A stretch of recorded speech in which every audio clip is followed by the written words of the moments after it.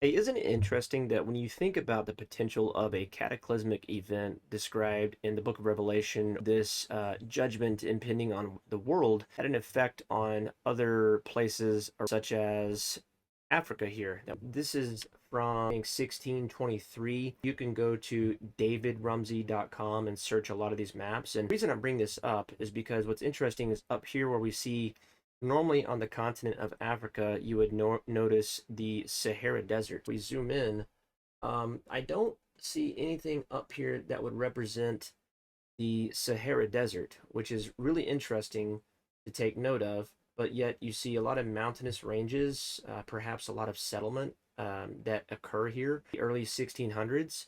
And when we flip over to this next map, this one here is from the later 1600s, 1675. And you can see up here on the northwestern region of the continent, if we zoom in really close and I begin to scroll over this portion, a lot of civilized area, yet you don't see a Saharan desert. There's something way up over here, the Barca Desert.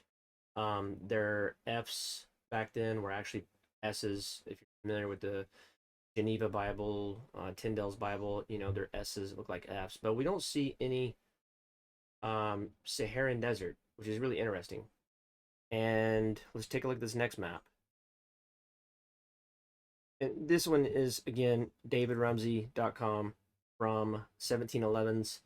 So right here where my cursor is, now we begin to see if we zoom in really close, it looks like Sarah or the desert, Sarah Desert, Saharan Desert on here.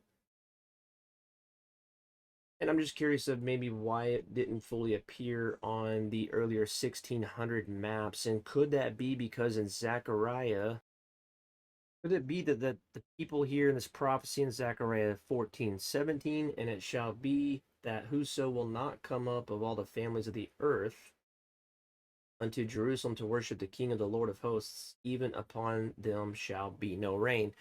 Is it possible that this cataclysmic event, or this cursing, if you will, and if the family of Egypt go not up and come not, that have no rain, there shall be the plague, wherewith the Lord will smite the heathen that come not up to keep the Feast of Tabernacles. That this desert had appeared later on because it was a period that never got no rain, or could it be from a cataclysm of 536 to where the impending judgment of the Lord had came upon various regions that was widespread? Would love to know your thoughts. Let me know. And if you want to see my video on is Zechariah already fulfilled, hop on over to my